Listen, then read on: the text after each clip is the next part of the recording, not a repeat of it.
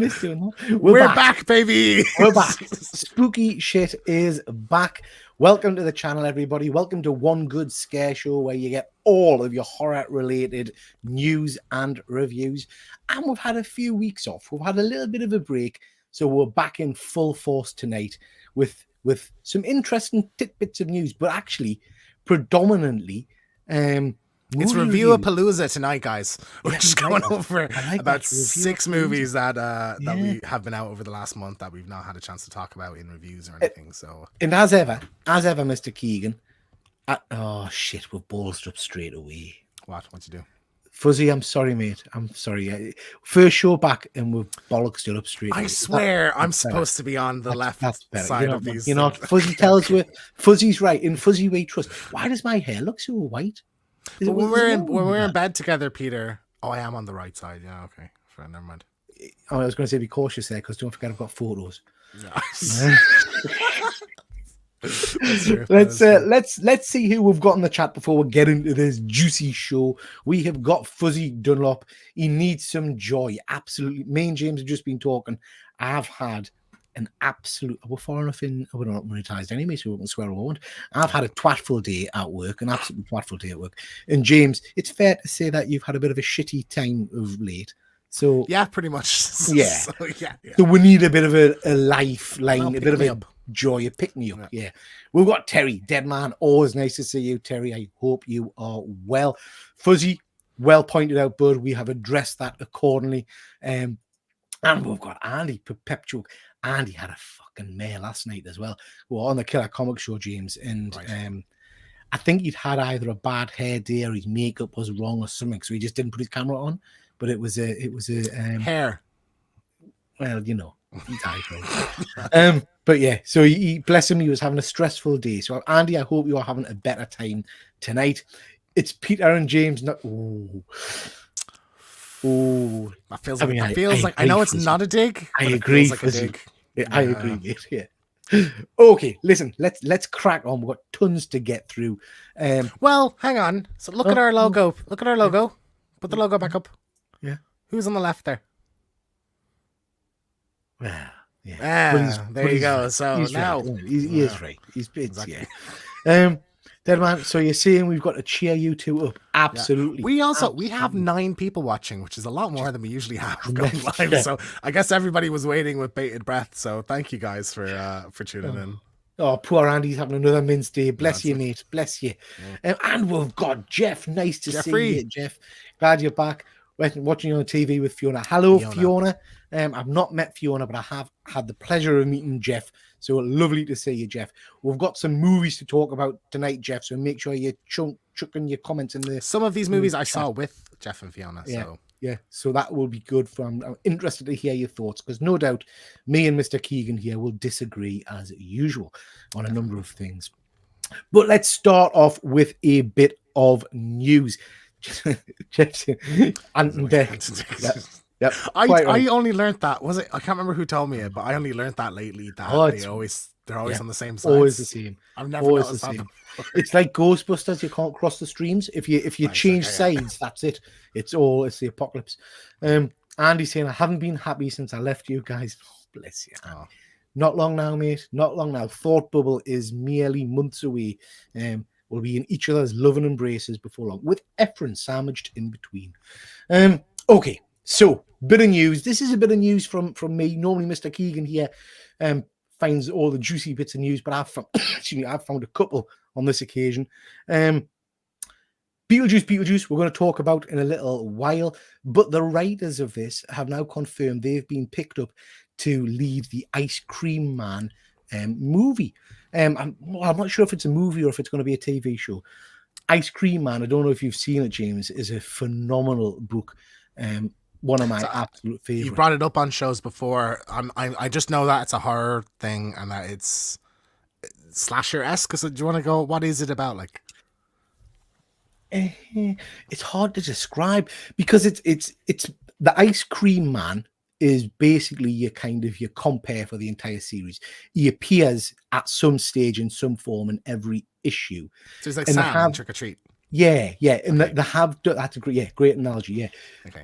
they've kind of now and then tried to explain his backstory and things like that, but basically shit happens around him. And it's a bit like Tales from the Crypt. Each issue is an individual tale of some kind of weird horror or something happening which is bizarre. So Okay. it is a great little series, and I love an anthology. So I'm really looking forward to that one. I think that's going to be cool. Just to say, we've got the Killer Comic Show in the chat. Nice to see you. I hope you are well. Andy's saying, anyone buy six pair of boxers and a tube of toothpaste? Kicked off a little bit when we were away because Andy got into our bedroom. That's the story. And hid James's. So we very kindly let him put a suitcase in our room, and then he unaccompanied. He goes up to do it himself, and he goes into my suitcase and takes all my underwear out of it and hides it. So when I go to get fresh underwear in the morning, I don't know where it is, and I'm like, oh, did I not pack my underwear? And then I started panicking, and then I'm like, do I wear underwear that I wore yesterday, or do I go commando? I'm gonna have to go to Penny's and get underwear now. It was a whole thing, and then it turned out he hid it. Yeah, I mean, I was quite happy with you not wearing any underwear. Save the hassle of taking it off. You know what I mean?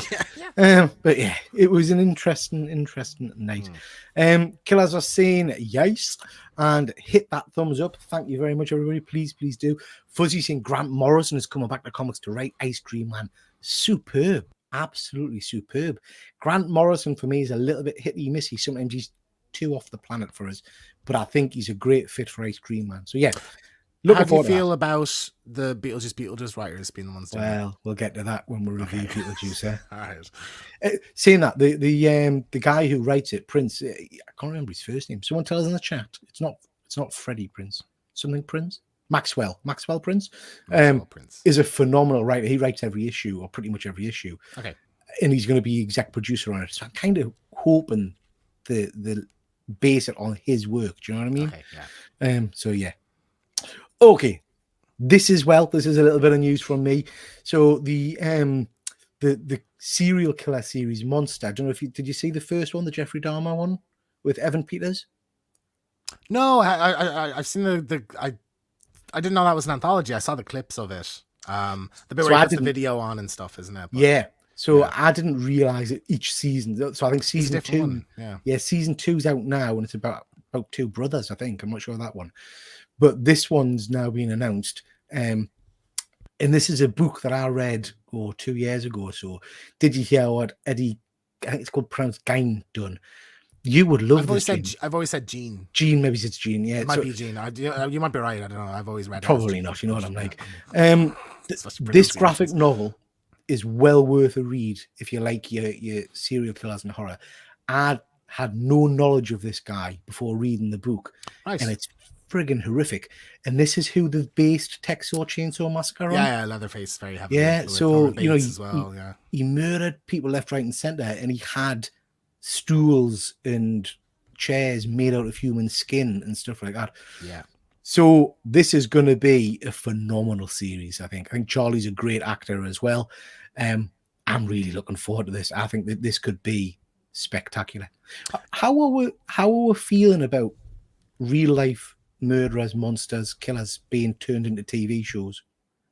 I get why people don't like when you get like pretty boy actors to do it, where you make them attractive, because I know that there was the Ted Bundy movie with Zac Efron. People weren't happy about that. Never saw it. I don't think I saw that one. Wickedly Evil or Vile, yeah, that one. And Charlie Hunnam is a notoriously handsome man, so like, yeah, it's a bit weird. That being said, like, you know, makeup and how he acts in it, you can come off very. Yeah. I don't think Ed Gein is supposed to be an attractive man, you know. But I get it. People are like, oh, you're kind of romanticizing these people who just did horrific, like the most evil people to ever exist, you know. But I find it fascinating, the story. There's always a bit of a in your stomach when you watch these things, and it's like, oh, this actually happened, or a version of this actually happened. I think for me, there was a lot of kind of moaning from people when they did the first season of this, and there was the Jeffrey Dahmer one and whatnot like that, about them kind of sensationalizing and things like that. I watched the full season and I didn't get that at all. What I got was, this is a great warning shot kind of thing. Do you know what I mean? It was telling the horrific tale, and it was educating us because I'd never seen or really learned the stuff that this guy had done, and it was terrifying. So I have to say I'm all for this. I think this will be a great season.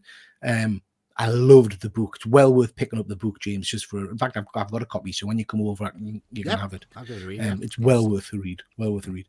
We've got Phil here. Nice to see you, bud. I saw the Dharma one. What was the other? I think I might be wrong, but I'm sure I saw some clips for the second season, and it's about two brothers or something. So the only brothers I can think of would be like the Menendez brothers. I think that's it. Yeah, that rings a bell. Monster season 2. Who's the villain from one of the James Bond movies who has his teeth removed or something? Jaws. I think he's he's the father in it or something. Okay, so it's it's about the Menendez brothers. So they recently came up in our Fright Night 2 review, where the dad was a film producer, and he was the one who's having conversations with the guy that played what's the actor in it, Roddy Doyle. Right. Who's it that plays the vampire killer guy in it? Roddy McDowell. Roddy McDowell. He's the one who's like had a meeting and it went bad, and the next day he got murdered, and he was like, "Oh, I didn't do it" or something. You know, like so they're the guys that killed. So they killed their dad. Okay. Sorry if that's a spoiler for the show. I mean, it's a real event. That bit. I'm gonna watch that one because I find that interesting. I always like those kind of glimpses into like Hollywood at a certain time period. So I think that'd be an interesting one there. I mean, I have to say, I loved the first season. I really did. I didn't expect to like it, but it was just engaging, you know. And I always think there's something special about true stories. Fuzzy's right. We've had Jack the Ripper stories for 100 years. I think we'll just accept it now. And I love Jack the Ripper. Like, I just find that really interesting. Yeah, mystique of that time period and of that, you know, those events. I think are really compelling. I guess. Yeah. Phil's saying the guys who killed the parents. Yeah. That's the one. I wonder, is Fright Night going to get mentioned in it? I wonder if someone's going to be playing Roddy McDowell in it or something like. Interesting. We'll see. We'll see. Fuzzy, say a wrong guess. Never, Fuzzy. You're never wrong, Fuzzy. You know that. This is another one. Have you seen anything about this? This looks like a porn parody. What is this? I wish. Hang on, let us get the title. So this is again in that kind of weird Steamboat Willie free. Oh, is this like Disney princess kind of ones? Is it now? So this is called Fairest of Them All. Oh, and basically what it's saying is the Mad Hatter has hunted down princesses from fairy lands across the road: Ariel, Belle, Alice, Cinderella, Snow White, and and basically put them in a Hunger Games style death match. I'm all over that. That sounds amazing. Okay. Do you not think that sounds cool? If you had a budget, it would be good. But this is being made for pennies. Do you know what I mean? Yeah. Like, so I just don't see this being very. I mean, it's just a clear cash grab as well. Like, it's, you know, how do we get all these characters together? Oh, I'll do a Hunger Games thing. You know, it's like. What do you think that the link to being a princess is, other than probably the weapons they've got? So we've got a trident there. I mean, they're not. She's it not. Could be anybody, couldn't it? Yeah. I mean, like, even if you look up here, like, who's who? Do you know what I mean? Like, you can't even, other than Ariel, you can't tell who's like Snow White is black hair, so I assume that's her on the right, and then Cinderella's the most famous, so she'd be in the middle. But which one's Sleeping Beauty? Which one? What was the other one? Well, yeah. So Fuzzy's asking who wins. They fight for a bit and then they're mates, I assume, isn't it?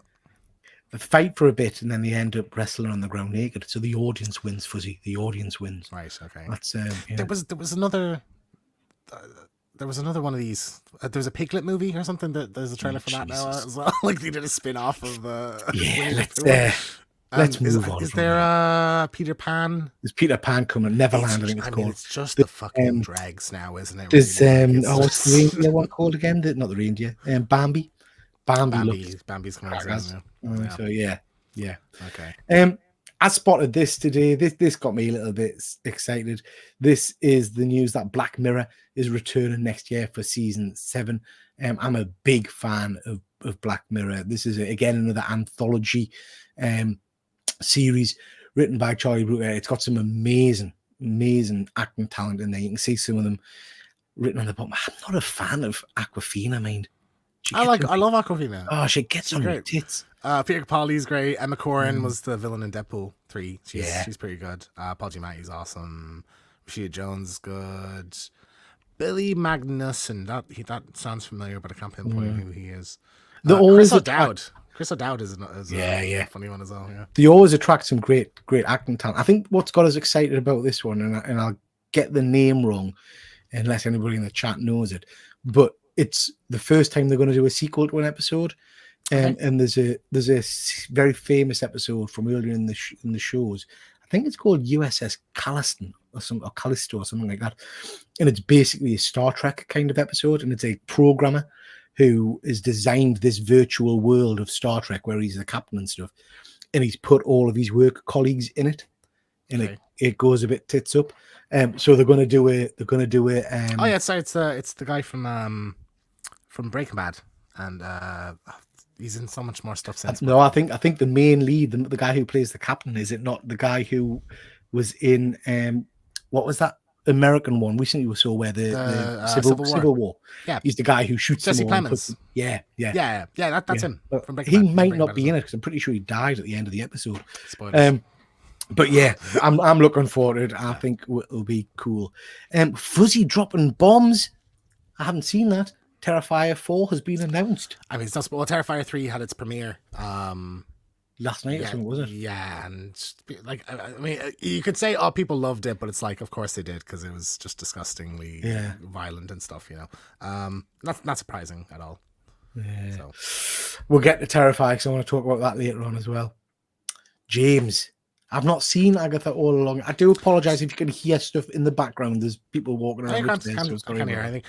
So Agatha all along, just debut today. I have not watched it yet. People seem to be like digging it. Like I've seen just on X, like scrolling through people's reactions, and people are like the tone of it and stuff. So I'm looking forward to watching it anyway. I think Fuzzy might have watched it already. Fuzzy, I'm sure I saw something on Insta. Let me know in the comments if you have seen it, guys. Yeah. But I just want to highlight there's been some amazing posters, and so like particularly like horror ones and horror homage posters. Like there's like a Psycho one and Friday the 13th one and stuff like that. Like there's some, that middle one is an homage to something now. I can't remember what.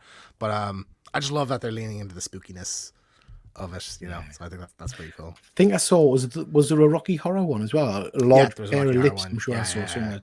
Yeah, so like I love that kind of marketing. I love those like homage kind of things, you know. So like I think it's really cool that's the tone they're going for with this. I would love if this, because I think someone did say like it leans more into like WandaVision did, the TV era kind of thing. Yeah. I think it would be really cool to do sort of like the way Werewolf by Night did, if this was like horror movie genres or horror movie styles, like every episode was a homage to a different horror movie. That'd be really cool.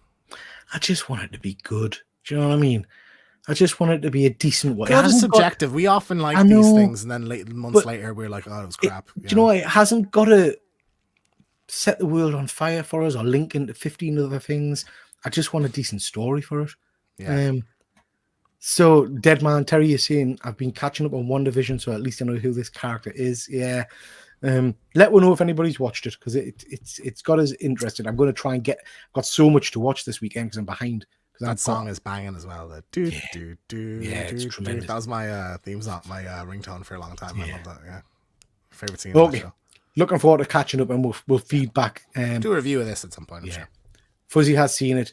It was all right, decent. I wasn't blown away. 35 minutes and 10 minutes of credits is going to get tiresome watching each week. Yeah, I don't understand why the Disney Plus shows seem to have such excessive credits at the end. They do like multiple. I actually think it's to inflate the size. It's to make it look like longer than it is. Yeah. Okay, moving on.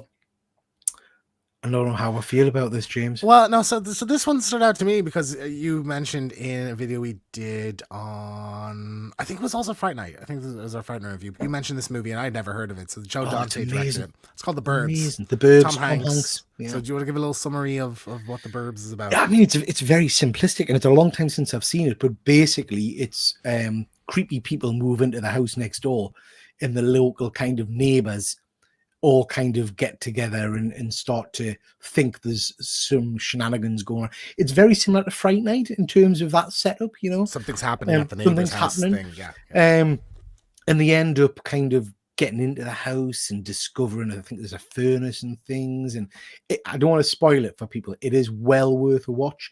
There's some great performance in it. I particularly like the man who just eats sardines and says sardines a lot. He's very cool. But it honestly, it's a great movie.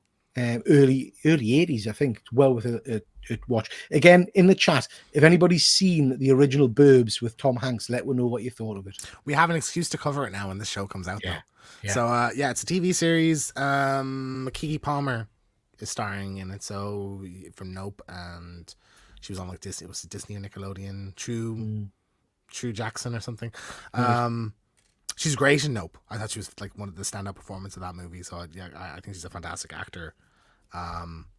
Curious if she'll be like the suspicious character or like the lead who's kind of investigating or whatever. But, I wonder how they're going to go with it, because the Burbs has got charm because it's a tongue-in-cheek comedy. Is this going to be a comedy, or is it going to be a straight? Well, it's got that Joe Dante-ness, doesn't it? The way Gremlins does as well. Yeah. So Joe Dante's not attached to this yet, but how I found this news was Joe Dante posted a thing on X saying he wants to be involved with it. It's like he'd like to join it, and I just don't. Why would you say no? Do you know what I mean? Like, the original creator, of course you'll get him. So hopefully he jumps on board at some point. So yeah, like I've not seen the original. I'll save that for when this is coming out. We'll do it, and I'll be right back on it. Like, that'd be cool. Yeah. Because it sounds like it's my type. I love like that Rear Window kind of stuff. You know, the suspicious thing next door. Like, I always love that. So, and let's be honest, it's Tom Hanks. Tom Hanks is a phenomenal presence on screen. So I can't think of any bad movies he's done, to be honest. So for me, it's one, we've talked about it before. It's one of those ones that's in my head as being great, but I've probably not watched it for 10, 15 years. Yeah. So it'll be interesting to go back and see if it still holds up. Fuzzy's just saying here, I haven't seen this news, that Disney's announced to bring in a new separate 24-hour channel for Marvel, Star Wars, and Pixar content with adverts. We've gone backwards. That's basically cable TV. Yeah. It's almost as if streaming is unsustainable. Yeah. Like, you can't just keep shelling money to produce stuff. Yeah. So yeah, that's hilarious. So that is. But like, is that on television, or is that like going to be an app itself? Or don't know. We'll have to do a bit of digging for the next episode, because you're right, Fuzzy. That feels backwards step. Mad. I've not seen any of these movies. Neither have I, but people fucking love them. Yeah. Particularly, like, we go to For the Love of Horror, which is a horror convention in Manchester every year, and there's always a big presence of this film franchise. So John Jarratt, who plays the lead character, appeared last year, and he had a massive crowd, and people were loving him. So the gist of it is I've seen clips, but and I think I watched the kill counts. For them, but it's set in the outback in Australia, and he's like this. I think he's based on a real guy, a serial killer from Australia, but he's this lunatic guy who kidnaps people, and he's kind of a maniac, and he ties them up and tortures them and kills them and stuff. And there's sort of a twisted humor kind of thing to it. So they just announced a new one called Wolf Creek Legacy. So John Jarratt's coming back for that, and it's going to be set in America this time. Okay. So I think that's an interesting. It's sort of weird to jump out of that. Like, you have your niche, your little corner there, to jump out of that and say, I don't know what that's going to add, because presumably it's going to be the same type of setting. It's going to be the Texas desert or whatever. You know? So this is a one that I wanted to watch when I was off last week or the week before, because like you, I've seen clips on YouTube and stuff, and I watched a clip where two policemen pull him over, and it seemed fun. But I couldn't find the first film anyway on any of the streaming stuff, unless I was going to pay £6-7 for it. Right. So I thought I would leave it for the time being. As Jeff says, keep your DVDs. He's a big advocate of physical media. Where somewhere Luke's just stood bolt upright, erect probably. Had someone mentioning physical media. Yeah. Fuzzy saying the Wolf Creek TV series was also. Yeah, so I actually forgot about that. That was running just recently, I think. Like, that only ended a couple of years ago, so we're not far off of the last project from this series. So like, it's another funny thing, I think, that these kind of really small, like Texas Chainsaw, there's no like 5-year gap where we never got a Texas Chainsaw thing. Wolf Creek, there's no 3-year gap where we never got a Wolf Creek thing, or a 5-year gap or whatever. But we've not had a Nightmare on Elm Street movie in 15 years. We've not had a Friday the 13th movie in 15 years. It's just insane to me how these keep getting made, and those ones there's just fucking rights issues, or actors don't want to be involved or whatever, and they just die then, you know. Yeah. I'd go in for another Freddy, I have to say. You have to always squeeze a bit of friggin' Scream shite and a bit of computer game stuff in here, don't you? Yeah, I do. So Mortal Kombat 1, so I don't know if we talked, I think we talked about leaks of Ghostface being in Mortal Kombat 1, but it was announced a month or so ago, officially. But we got a trailer, we've seen one of his fatalities and stuff, so it's did you watch the actual video? Yeah. Mm-hmm. So it's very funny. It's sort of like an homage to the newest one. There's a bit where someone runs from Ghostface and bumps into another Ghostface. So it's basically two Ghostface come out and start stabbing the guy, and there's like a cool bit where it zooms into their eye. Fuzzy, you're probably right. There's a bit where Ghostface is like reflected in their eye and stabs in the eye and like cuts their guts open and stuff. It's very Mortal Kombat, very gory. I dig it. And then the little kind of knife clean at the end. Now the thing that some people pointed to, which I think they're going to have to fix, is the fact that the Ghostface on the left there, his knife is facing the wrong way. So when he does the knife clean, he's not touching any blade. Like the knife is the other way. Jesus, nerds! Is that really what we're worrying about? That's no, but it looks like it's a glitch. Like he's doing the motion, but he's not actually touching a knife at all. You know, the knife is coming out of the other side of his hand. So like people. Oh, got you. Yeah, right. It's not like it's not accurate. It's like literally, it makes no sense. Okay. So yeah, minor thing, but I don't have Mortal Kombat 1, but I think I'll probably just pick it up now just to play as just for this, to fuck around as Ghostface, to see Ghostface and Homelander talking to each other. Yeah, that'd be really cool. Fuzzy saying that they just keep adding characters. They do, Fuzzy. They do. Yeah. So Ghostface is for I think they're all in together. So there's Ghostface. There's not Rambo, Conan. I think Arnie's doing that. And who was the other one? There's another. I don't think it's a horror character. It's a comic book character. Okay. Escape me now. Might come back to me in a minute. But yeah, so they've a few ones in there anyway. I can't play Mortal Kombat games anymore. Just me head in. I can't press the buttons fast enough. I'm a button basher. Just mash. And I find like, if I like move my hand in this direction, this thing will happen, and I just spam that then basically to get through the fight. But it's always really cool when you accidentally do a cool combo. I think. Yeah. You feel good absolutely. Yeah. 28 years later, I'm excited for this. This is going to be cool. And this was just an interesting little bit of news about the fact they've filmed the majority of it on an iPhone. Is that right, James? So they've said, I thought it was a funny just contrast. They said, the movie's, I think, entirely filmed on an iPhone. So when you say that, you imagine someone is literally going with an iPhone. And then you look at the fucking rig that they have and all the equipment that's attached to that iPhone. So the iPhone is just the base thing, you know. They have lenses on there, they have other equipment like, you know, motion trackers or kind of dollies. So basically you're saying it's bollocks. I mean, technically, it's filmed on an iPhone, but it's not just filmed on an iPhone. Like, I'd imagine they have some deal with Apple to make it sound like, you can film a movie on your iPhone if you want to, but it's like, I bet they're gutted when they filmed and they finished all the principal photography and they realised that it's not uploaded to the cloud or something. Do you know what I mean? They ran out of storage. iCloud got hacked. Yeah. It's a cool detail, but it's nice to know that the movie's filming at the moment. It is Cillian Murphy, isn't it? Starring? Yeah. I'm excited for this. So yeah, I love that original film, so I'm really excited too. Fuzzy's confirmed it's an adapted iPhone 15 Max. Interesting, very cool stuff. Okay, that's all the news we had for you. Anything you wanted to mention before moving on, James? Any of the news? I remembered that the other character was the T-1000 from Terminator 2. So cool. Just a very quick bit of comic book news. I've mentioned this before, but this is a horror channel, so I'm going to mention it again. This is Epitaphs from the Abyss. This is the kind of the resurgence of the old EC anthology kind of horror comics. I've mentioned this one, James, because I think you would love this. This is normally about 3 to 4 tales in each book, and you always get through those 4 tales, you get something that's good. Do you know what I mean? You might get one tale that's not as good, but you always get a few that's good. Right. This particular issue 2, I liked nearly all the stories. I think there's a really, really good story at the end about, again, I'm not going to spoil it for people, but basically about a car crash and a young lad who caused the accident is crashed into basically a family car, and the only survivor is the mother, who happens to be a doctor. So and he was on his phone at the time. So she basically takes him home to care for him. And it's really interesting. But this story that I've got a few images from, I wanted to mention this because it just really got my little brain clicking. This is an entire story told from the perspective of a zombie who's been a zombie for ages. And I don't think I've ever seen a story that does that. So there's a couple of pages of the zombie just standing in a shop looking at a jar of baby food.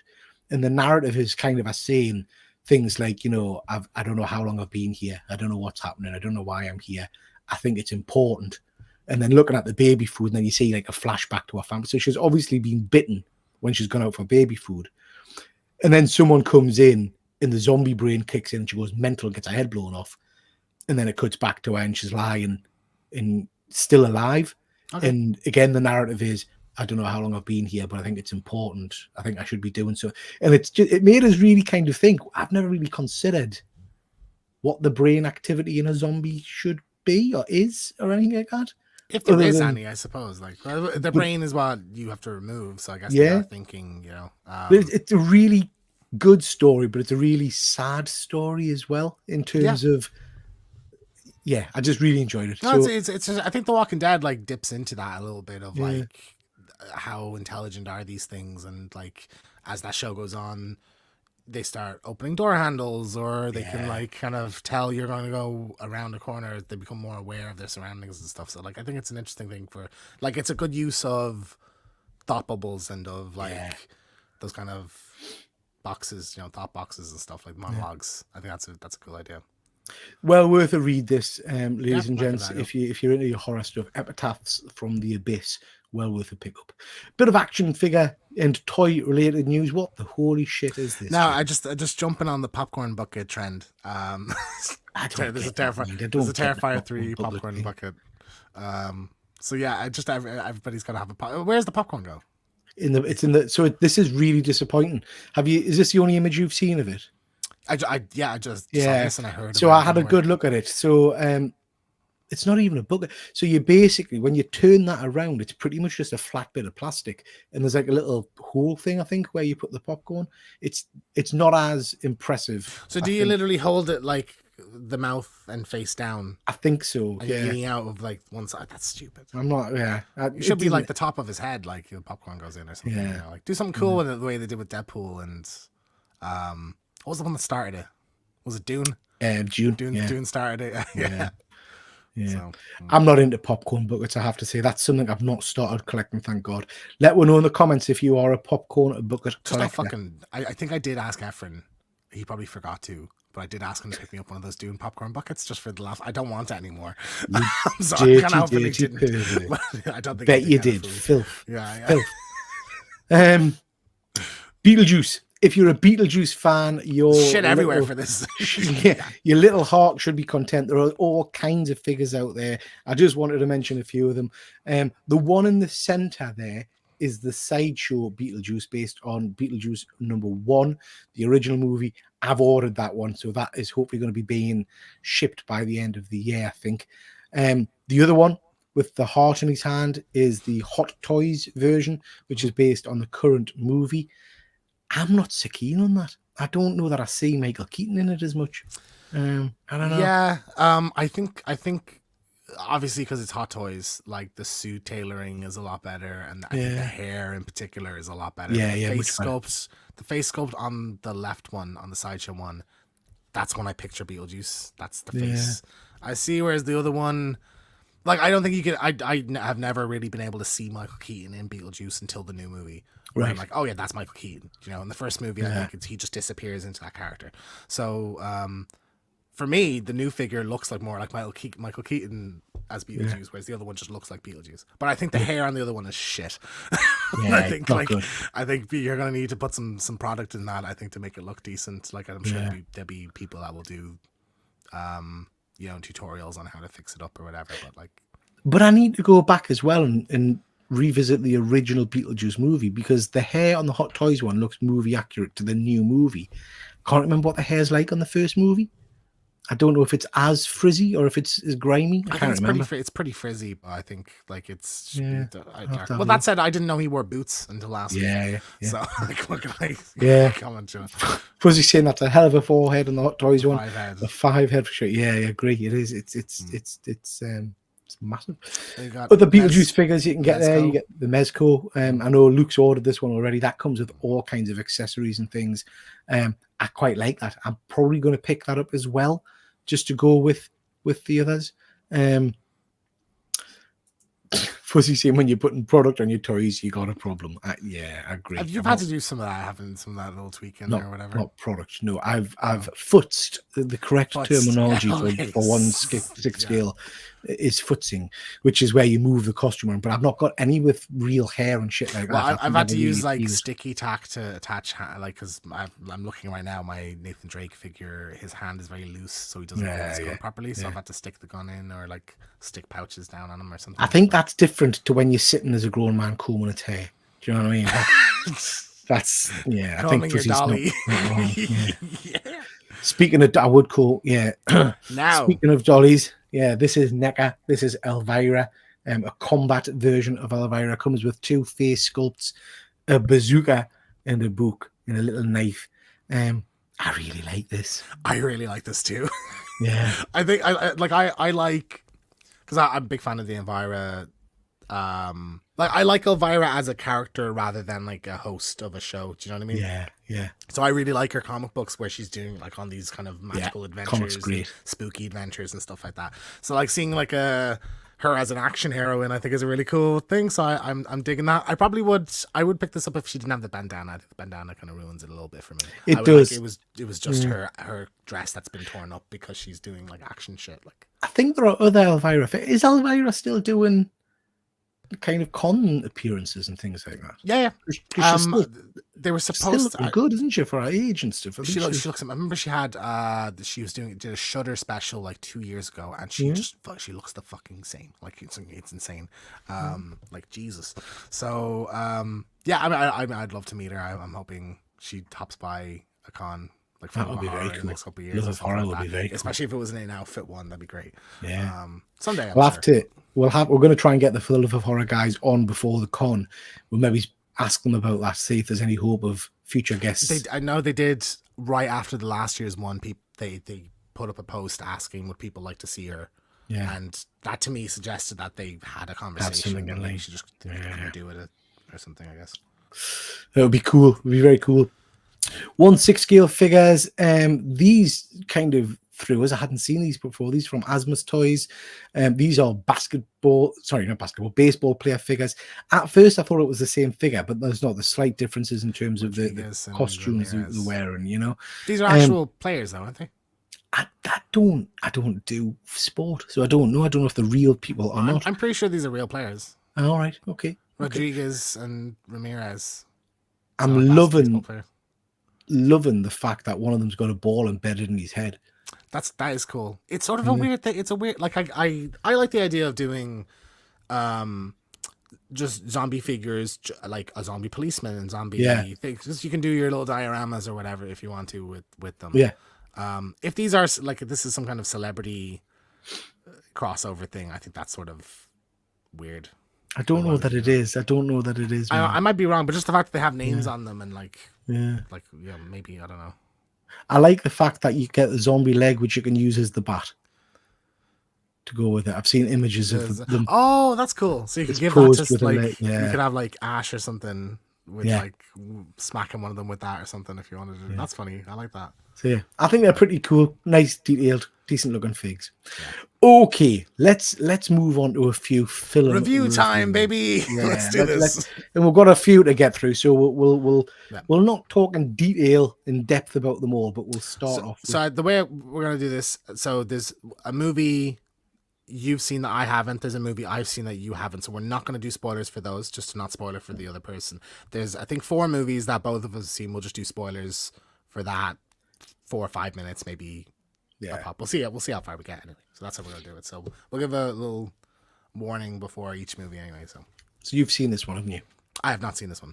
Oh, you haven't? Okay. So I went to see it, and it was 10 was one showing. I went to the cinema and there was one showing at 9 o'clock at night. This was at 10 in the morning. So I'm like, yeah, I'm not going to see them. I'm annoyed though because fucking Slater's in it and I love Christian Slater. Yeah. Yeah. What's he called again? The main guy there? Can't remember his name. Channing Tatum. Channing Tatum, yeah.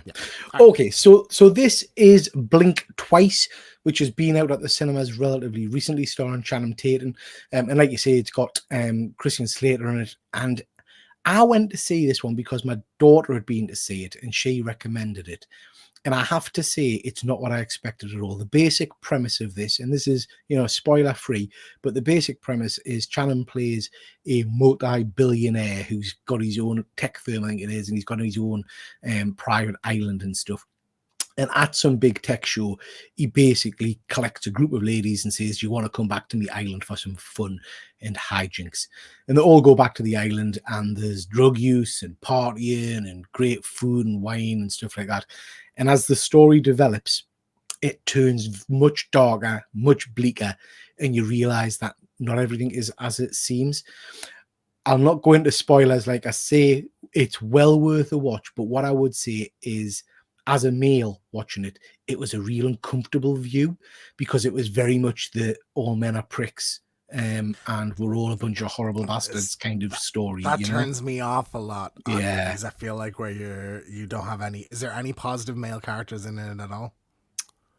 Because I think tackling like toxic masculinity or like that's fine, but I don't like where it's just very all men, like it is. There are some movies out there that's the vibe you're getting from it. It's like, you suck. Yeah, there's absolutely no doubt that the men in this movie are scum. Okay. And what they're doing to the women and things. So yeah, it's an uncomfortable watch, but I have to say it's a very interesting watch, and I did enjoy it. It is a film I would definitely recommend people check out, and let me know if you have seen it in the comments. Let me know what you thought of it. Yeah. Other thing I would say is the performances in this are stellar. I think it's probably one of the best roles I've seen Channing Tatum do. Okay. Christian Slater is, as ever, superb in it. Excellent. And there's a great bit, and again, this is a bit of a spoiler, but there's a great bit near the end where he's had a pretty severe head injury, and he's hilarious. Just sat in the corner, kind of chuntering away. That's really good fun. Okay. And all the acting talent in it is very, very strong. So yeah, uncomfortable, but well worth a watch. How was because Zoe Kravitz wrote and directs this the first time, I think, writing and directing. So she played Catwoman, Yeah. How was the writing and directing in it? How did Great, yeah. Absolutely. The only thing, and again, this might be because I am becoming an old fart, and I feel like this with a few films we're going to probably talk about later tonight. Sometimes I feel like it's taken quite a while to get into the juicy part of the film, and I very much felt that with this. I think it's maybe a good hour of just watching them party and drink and have fun and sex and stuff like that before it kind of starts to kick off a bit, and I was starting to get a bit of an itchy seat, thinking, well, how am I do something? And then I kind of regretted saying that because fuck me, did it do something? And it was like, whoa, this is a bit rough. Okay. Cool. But yeah, but Channing Tatum in it was really good.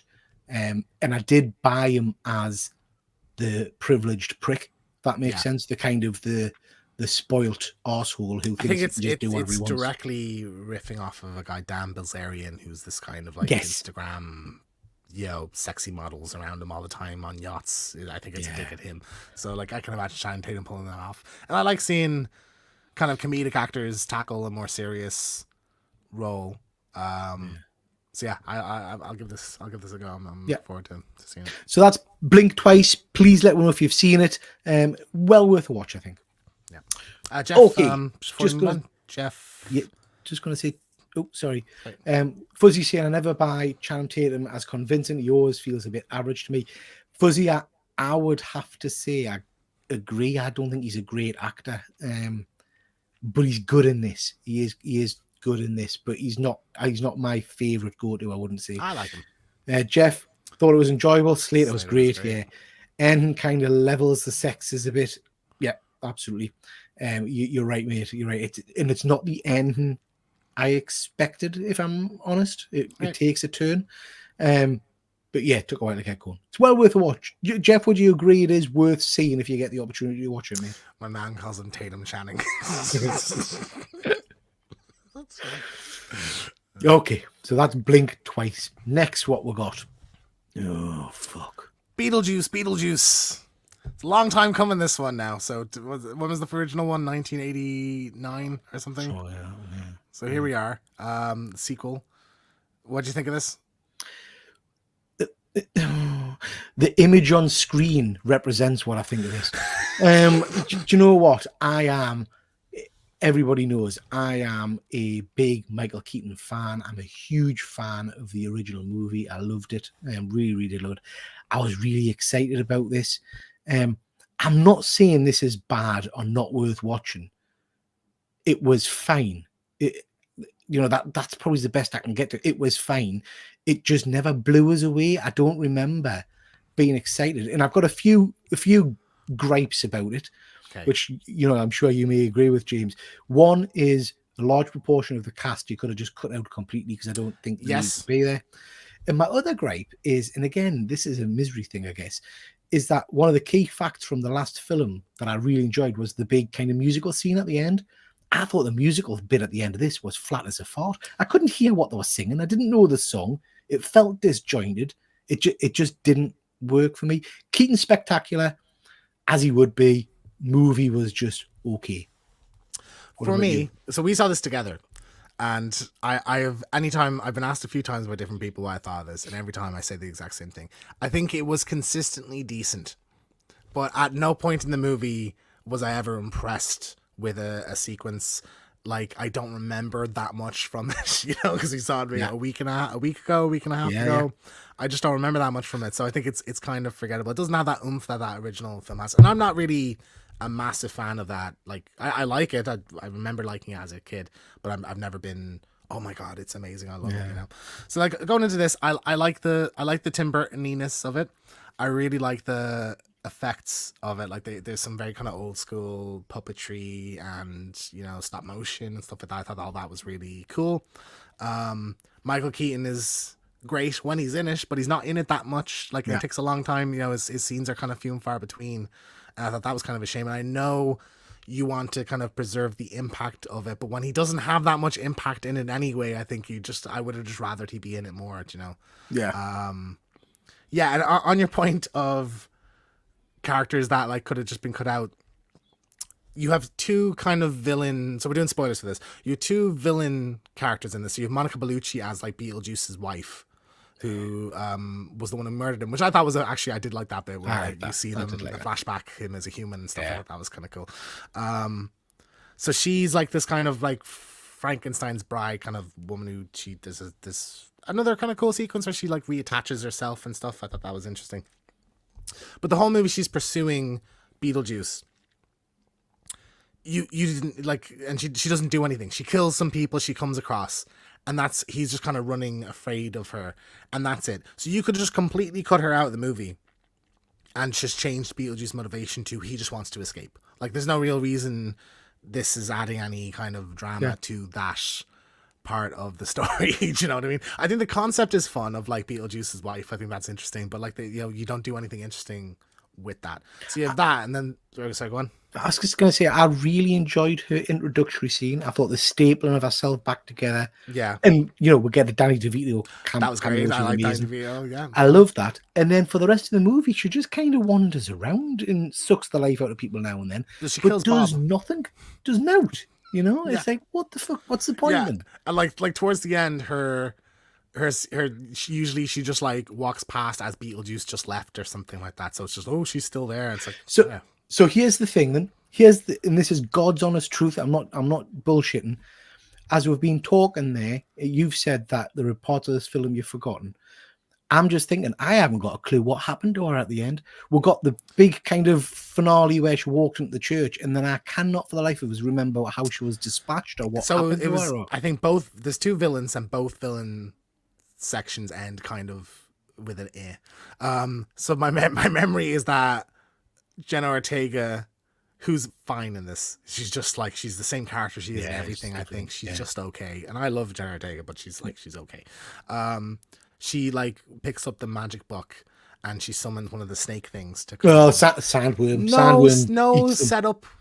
Yeah. So that She walks in, Sandworm eats them. Done. Yeah. That's it. Just like So there's that, and then there's her storyline in it, and actually I like the idea of it. I thought there was some good bits with that, but she has kind of a romance thing with a neighbor kid. Yeah. Who turns out to be a ghost, who then turns out very similar to the latest Ghostbusters movie. Yeah. And then he turns out to be a serial killer, so he's basically tricking her to swap places with him so he can come back to the Earth. Now, you have two villains in the movie, neither of them intersect, none of those storylines intersect at any point. And then they don't do anything. That just he does, yeah. He brings her into like the underworld kind of part, and that's why she's running around there. And then Beetlejuice just stops him. Yeah. Now I like the line. I thought it was a fun moment. That's probably my favorite line in the movie, where he's like, "Sayonara, fucker," and he knocks him down to hell. Yeah. But like, it was just sort of like, oh, that's it. That's all you're doing with this. You're done. There's also a very interesting kind of throwback, really, is in terms of one of the original actors, the guy who plays the dad, has gotten himself into a little bit of bother over the years. So there was a decision. That's putting it lightly. Yeah. There was a decision made that he shouldn't, because he's still alive, the guy. Yeah. A decision was made that he shouldn't be in the movie because of all of those issues. But then they still made him a pretty significant character in the film. So I don't understand.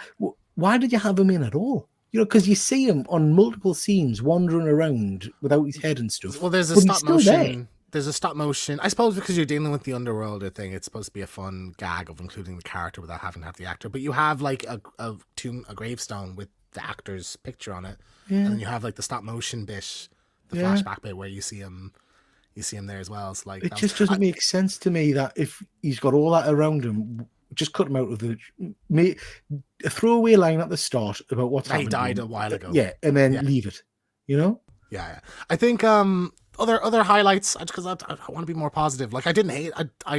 The more I'm talking, the more I'm getting irritated about it, to be honest. I'm getting angry with let's turn these wheels around a little bit. I thought Willem Dafoe was great in this. I thought the kind of detective, he's like so he plays like an actor, like a Hollywood actor who died, and now he's like a police detective. Yeah. So he's like playing the detective, do you know what I mean, rather than being one. I thought that was really fun. I like that element. Again, it goes nowhere. Doesn't impact the plot at all. But it was just a kind of a fun thing. Yeah. I thought Catherine O'Hara was excellent in this. Like I thought she's just great in everything she's in, so I really enjoyed her. Winona Ryder was fine. Do you think? Nothing exceptional about her. She wasn't bad. So I need to go back and watch the original. And I think the last thing I saw Winona Ryder in was Stranger Things. She was in that as the mum, wasn't she? Yeah. I thought she was just weird in this. I don't know if her acting was weird or if she was playing a kooky, crazy character, which she was to an extent. In the original, I just found her really kind of like amateur hour, to be honest. It was like you'd gone to the local playhouse and plucked her off the stage, Yeah, I think to circle back to the other, I think character highlight of it was Justin Theroux as the kind of the TV executive guy that's like trying to marry her. I thought he was fun as well. But yeah, I do like the idea that she's becoming like an Elvira kind of type. Yes, that was an interesting TV host. That was an interesting element, but then we move away from that very quickly. But again, I might be wrong. Again, because to be honest, I've forgotten chunks of the film. I might be wrong, but we could have had much more fun with that. We could have had more of her seeing and interacting with ghosts in the studio or around about her and things like that. I don't think we had any of that, did we really? I don't think she really, like when she was wandering around the town and stuff. Effectively none. It's Jenna Ortega who sees the ghost. She doesn't see any ghosts at all. Yeah. In the whole movie, I don't think she sees any ghosts. Yeah. She sees Beetlejuice like in flashes. Christ. And that was kind of a cool, creepy kind of thing, like earlier to establish his presence. But that could have been fun, seeing some of these kind of characters. Did the Bobs get back as well at the end? Because they were let loose in the town, weren't they? They were running around randomly with little shrunken heads. I don't remember. I think the cops might have gathered them up. But yeah, I like the Bobs. The Bobs was a cool part as well. Yeah. Do you know, it's just very unimpactful. There's a lot of good stuff in it. Yeah. Do you want a Beetlejuice 3 then? I feel like just for the naming convention, you have to do one. I mean, let's be honest. Beetlejuice. You know? Yeah, we're being. Well, I'm being negative about this because I'm just disappointed a bit. Yeah. But there's no denying it's made a shit ton of cash, and it's got people excited, and there's toys and pajamas and figures, and so it's in Primark the other day, and there's just everywhere. But Beetlejuice stuff. People are jumping on it. So I'd be surprised if they didn't try and claw them back for a third. I think at least I'm trying to think who owns Beetlejuice. Warner Brothers. It's Warner Brothers, I think. Is it Universal? Because it's over in the States, aren't they? They do the Universal Horror Nights and stuff. I don't know. Yeah, you might be right. Anyway, I a streaming show maybe. Yeah, might be a possibility, or an animated series. I think possibly. Yeah. Tim Burton doesn't want to do one, or he says it'll be so long. Like this would be halfway between 1 and 3, which I mean, you're not going to do it on Michael Keaton's 90 or whatever, you know. Yeah. So money talks, doesn't it? Like if this makes $300 million, like they'll probably do another one. And like I think it's a fun world that I like, so I like being in it, even if the movie's not great. It's almost like a bit like Pirates of the Caribbean, where like even the bad ones I still kind of enjoy. Yeah. So like it's not bad at all. Like, and I have no nostalgia for this franchise, but I think it's just a fun universe, and I like it. So. Despite all my moaning and groaning, I would watch a third one, and I'd watch anything with Michael Keaton in. I think for me, summing it up, it's okay. It didn't set the world alight. It's not horrendous. If you're at home and you've got a spare couple of hours and it's on TV, it's worth flicking on just to watch. Yeah. I don't know that I would recommend people rush to the cinema to see it, unless you're a massive Beetlejuice fan. No, when it's on Netflix. Watch it on Netflix. Yeah. Okay, that's what Beetlejuice overview. Let me know in the comments if you have seen this film and what you think of it. And let me know, would you want to see a Beetlejuice number 3? Okay, let's see what comments we've got. Fuzzy, it was always destined to disappoint. I think you're right, Fuzzy. I do think you're right. He agrees with the image. Jeff agrees with the image. Absolutely, but I get that. Oh, Fuzzy's commenting on I get the dad was never going to be in it, nor should he, but should they have used his character at all, even reference him? Yeah, I think you're right, Fuzzy. Fair. I agree with that, mate. I agree with that. Just he died a few years ago. That's it. Yeah. We didn't get the other characters. You know what I mean? We didn't get Gina Davis and whatnot. We got a very brief explanation at the start. You know, so we could have just done the same with that. Yeah. Not sure if this style of comedy works these days. I felt like it was amusing, but with very little actual jokes. Definitely need more Keaton. Keaton was, for me, as a Keaton fan, but even without that, Keaton was the only real big draw for this. Even Jenna Ortega, I love her, but she didn't do anything in this film other than it was her scenes were just like, all right, come on, let's get back, you know. Yeah. Like I love the visual style of it, like the underworldy thing, amazing. Like I really did love that stuff.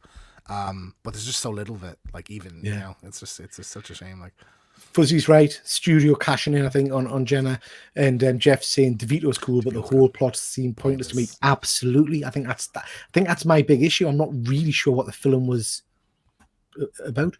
Winona Ryder hasn't done anything for me since the 90s. I couldn't name 3 films since then. I'm with you, Fuzzy. The only thing I can think she's been in was Jail for Shoplifting. And didn't you do Stranger Things? So yeah, that's all I can think. I wasn't expecting you to dig that up. It's an old one, but it's a good one. Yeah. She pulled a Winona. Okay, what else we got? I haven't seen this. What's this? So this is Cuckoo. So I went to see a Secret Screaming in Cineworld, and this was the movie. So you haven't seen this, so I'm not going to do any spoilers. So it's a hard one to kind of describe without spoilers as well. So it's like a very bare bones. Basically, the premise of the film is Hunter Schafer plays this teenage girl who goes with her estranged dad. She's American. She goes with her estranged dad to like Germany. He's like an architect, and so he's working on like a new hotel. So she's staying in like the sister hotel. And Dan Stevens plays like the German kind of owner of the hotel. So she gets a job, and at night some kind of like weird happenings go on, and she kind of like, you know, gets involved with that. So it's got some really good moments, like really scary bits in it. It's so hard to describe without spoiling, like, but there's sort of a supernatural element to it. There's this figure you see in the background here is kind of one of the main kind of threats of the film. And it's just terrifying. There's some really great scares in it. Really great character work, I think, as well. Like, I think Hunter Schafer is phenomenal in it. Dan Stevens was great in it. There's a really good like emotional punch at the end of the film, I think, as well. So I've heard nothing about this film. I don't remember seeing a trailer for it. I don't remember hearing any noise about it. Yeah, it kind of it's only you I've heard talk about it. So yeah.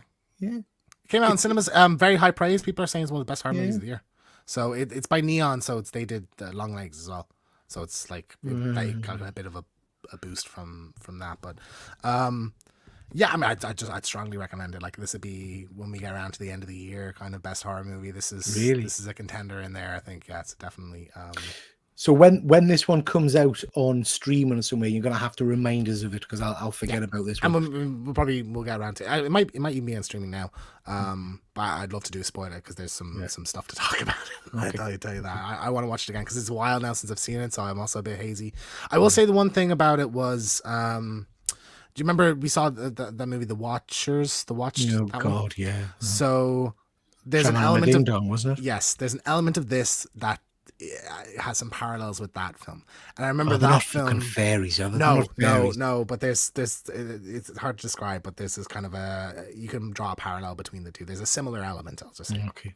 And the problem I had with I had a problem with The Watchers, that this film goes in the opposite direction, but I have a problem with this film because it goes too far in the opposite direction, if you know what I mean. Like, in terms of how much you know about a certain thing, how much they explain, and how much is left.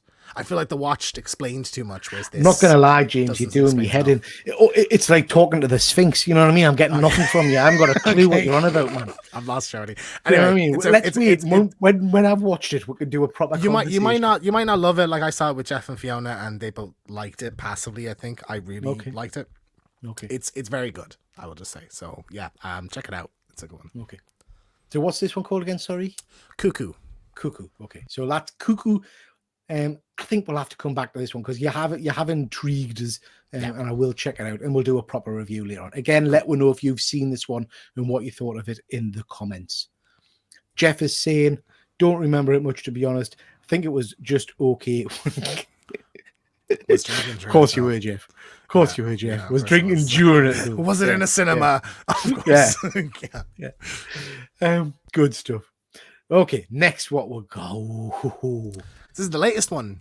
I keep mixing the name of this up. It's Speak No Evil, because I keep accidentally calling it Hear No Evil or See No Evil. Speak No Evil. So this is a remake of like Dutch film. Is it French or Swedish? No, it's a Dutch film. And it's only a couple of years old. So I've Googled today and watched the ending of the original Dutch film, because it's very different to this one. Okay. I think I prefer the Dutch version. Right. Really? Yeah. Yeah. Interesting. So yeah, the premise of this, James McAvoy stars, and it's so Scoot McNairy plays like this American businessman who goes to Greece with his family, and they're invited by this British couple to come and stay in their like farmhouse to make friends over the holiday. And so they go over, and the couple are sort of pushing some kind of like social boundaries, and it just kind of escalates as the movie goes on. Eventually it gets very out of hand. We'll just do spoilers. There's kind of the couple tries to kill. Basically the premise, the idea is that the couple are serial killers who lure couples in with kids and then kill the parents and keep the kid, and then do it again with another couple. Yeah. Empty the bank accounts, don't they? Yeah. I thought that was I think throughout the movie, you know, like, because the son has like he has a really small tongue. You know damn well the dad, because he's a lunatic, cut the son's tongue out. But I thought it was a good twist that it's not his kid. I thought that was a really good twist, that like when he's showing the picture book and it's like, oh, they're other people's kids. I thought that was a really good twist. Yeah. So I absolutely loved this. I thought this was great. It was the original is Danish, by the way. Sorry, not Dutch. I mixed that up. But I thought this was really cool. Again, going back to my old man kind of bladder issues and stuff, I do feel it took a little while to get into kind of action. Yeah. It was an incredibly uncomfortable watch, because you kind of knew that things were going tits up and that this wasn't a normal guy in partner, you know, but it still felt like it was a bit labored and I was waiting for something to happen. The acting in this from everybody is phenomenal, but I have to say James McAvoy in particular is stellar, absolutely stellar. You know what? I think sometimes I forget that he was amazing in the Shyamalama Ding Dong movie. Split. Yeah. He was phenomenal in that. He plays a nutcase psycho beautifully. Just absolutely beautifully. So yeah, I thought this was great. I really enjoyed it. Because like going into this, I kind of expected a very similar to Split performance, but in Split, he's playing like multiple different characters because he's a character that has like multiple personality disorder. But in this, what I loved about it is he's flicking from like uncomfortable to charming to a lunatic back to charming, like with such ease. Like it's there's moments where it's like he does a thing and you're like, is that a weird thing or am I just kind of project, like, you know what I mean? So I thought that was really cool. So I get that the couple don't necessarily run away immediately. Yeah, you know, there's parts of this as well where it's for the viewer really uncomfortable to watch because you think any second he's going to flip here or he's going to, like when the guy's up the ladder, I was waiting for the ladder to be pushed or you know, when he's kind of arguing with people, you think he's actually he looks formidable and he looks mental, jacked as well. He looks the kind of guy you say the wrong thing to and he's going to literally cave your face in, you know. And then near the end of the film it proper kicks off and we get a bit of a by the numbers kind of actiony kind of home invasion. It's basically Home Alone with adults in it. Do you know what I mean? It's setting the house up and it's stuff. Funny you say that because I was hoping for more trappy stuff. They don't really do that much. There's like she throws acid in his face at one point. I thought that was it wasn't like as it was, I think, a realistic portrayal of that happening. It wasn't like his face starts melting. It's just sort of like, well, it wasn't acid, was it? It wasn't acid. It was like detergent kind of stuff. I think it was like what you clean your toilet with. I think. Right. Okay. You know? So it's burning him, but it's not melting him, right? Yeah. So it's stinging his eyes. I wasn't expecting the wife to be involved in it, so I thought that was a good twist as well. And I like their kind of dynamic. Now you told me a theory or an assumption you have with the film. How dare you? It's not a theory. It's just that I watched the film and I'm a very intelligent man. Okay. The wife alludes on a number of occasions to things like, you know, take us with you, he beats me and stuff like that. But she's a mental psycho killer as well. But there's a big discussion at one point about her age and the age difference and all the rest of it. So what I picked up from it, looking at the albums and all the rest of that, they're flicking through, is that she's somebody that's been kidnapped at some point in the past. One of the kids, and he's basically kind of lived with her and groomed her and turned her into this. I don't think she came along as a fully fledged psycho and married him. I think she's a victim as well initially, but then has lived with him so long that's turned her crazy as well. So you said you saw her in one of the pictures. I think so. Okay. Yeah. Did he have another wife? Oh, I can't remember, mate. I can't remember. Because I never got that vibe from it. Yeah. Like, I know they mentioned the age difference thing, and that was like, oh, I wonder. But, like, I never got the idea that, she was, like, because, like, he cuts their tongues out. Like, that's the kind of thing that he does. Yeah. But I think it really raises the stakes for the kids, like, for the little girl, where it's like, oh, that's really fucked. Like, what's going to happen if you get, like, taken, you know? So I thought that was good. Because that's what he says, doesn't he? That's what kind of led us to it as well. At the end, where she says, please don't kill my daughter.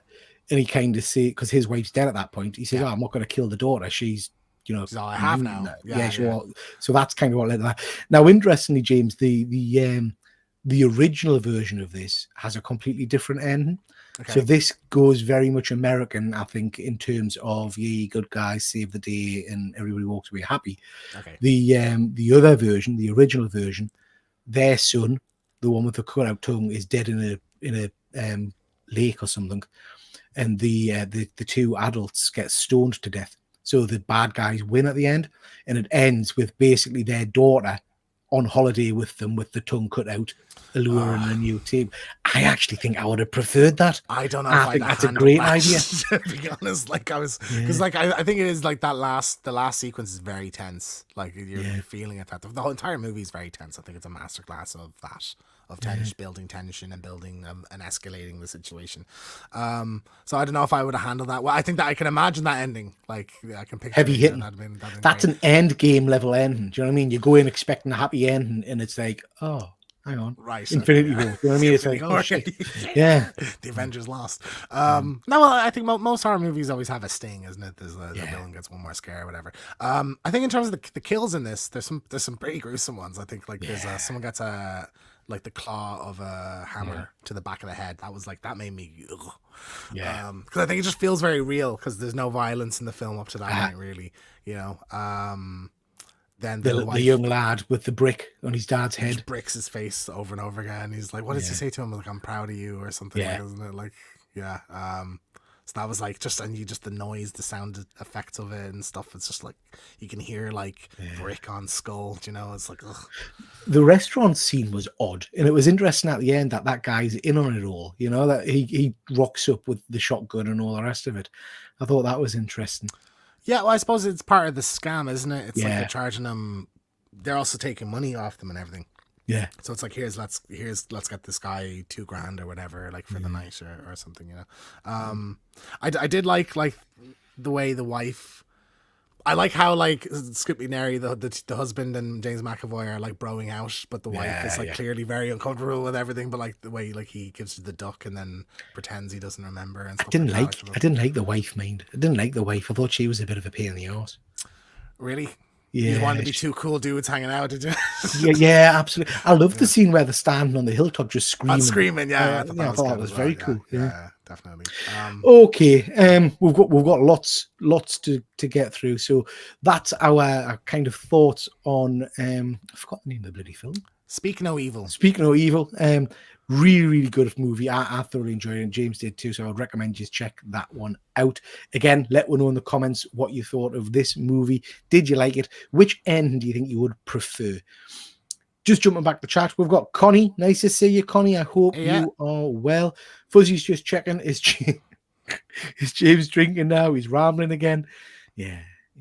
I do that. Jeff, I tend to. Jeff loved it. Singing Eternal Flame was so good. Is he burning an eternal flame? And Jeff, great, Pete. Did she not have some scars and bruises too? Yeah, absolutely. Jumping off the cliff scene, I think. Yeah. And Jeff saying, "Fuck, that's a crazy end. I love it." Yeah, I think I would have liked that more. It would have been an interesting end to your cinema experience. But yeah, I think I would like that. Okay. Oh. We're gonna fight now, aren't we? Over this one. Yeah, this is crap. I mean, a trap. Yeah, this is Trap. This is Shamalama Ding Dong's latest offering, Trap, with good old Josh Hartnett. And premise of this one is this guy's a serial killer, and he's taken his daughter to a singing concert, and it's big trap for him basically, and all the police and everything are surrounding. I don't know what I thought of this. It was all right. It had some interesting scenes. I think the dialogue at times was dreadful. I thought some of the acting was dreadful. Shyamalan, his daughter, I think, plays the music icon at the end. I thought she got far too much screen time at the end because her acting was shite as well. But I like the idea of it, and I liked the concept of it. And I'm hoping we'll get more in this universe. And before I hand over to you, James, my biggest gripe with this is this is a serial killer story, and I was expecting some kind of interesting ways of him trying to get out, some kills and things like that. And we'll get pretty much two, which is him pushing someone down the stairs and him chucking a bottle in a fryer, both of which we saw in the trailers. So I got no new kills, no new attacks really, other than him walking around a lot and kind of looking at security guards and going, oh yeah, look, I could squeeze myself down that hole and shit like that. So I don't know. It was all right. I loved it. I loved it from start to finish. I thought it was fantastic. I really enjoyed it. Like you, as soon as I heard the idea of this, I was in love. It's inspired by Taylor Swift, the Eras tour. So it's like, oh, what if someone had to escape a Taylor Swift concert, and then they developed the serial killer idea and stuff. So I just loved the concept. I loved all the trailers we've seen. up to this point. And the movie for me just absolutely delivered on it. I will say there's problems. I think it has too many endings. It does roll on, like you have kind of him getting caught and then escaping and getting caught and then like going to do a thing, getting caught again and escaping again, and you know that goes on for a bit long. But I think the actual probably the first 50 minutes to an hour is the concert, and I just thought all of that was excellently done. I agree. It could have the violence could have been a bit more up there. Like, you know, it's very tame in terms of, like, he pushes someone down the stairs and he blasts someone in the face with fire grease or whatever. That's kind of it. But I just think that the kind of paranoia for him, like, I love Josh Hartnett is. I know it's very kind of like he's kind of hamming it up a little bit, where he's like, he's acting at the hey kid. Awful. I think the acting at the start is awful for me. Okay, but I like how he goes into just full panic mode, where when he finds out that the trap is for him, where he's like thinking, how do I get out, and he's panicking, and he's just presenting these stupid ideas of like, let's go down, see that hole there, let's go down the hole and we can go out the side. You know, that's just no like no one's gonna buy. So I really liked that. I thought the music in it was excellent, like Shyamalan's daughter. So that's one of my issues. Okay. So there is an awful lot of scenes where it's, let's focus on the singing and let's focus on Josh Hartnett kind of just looking pensively around the stage. But you basically go to see a concert, because I feel I saw a lot of it.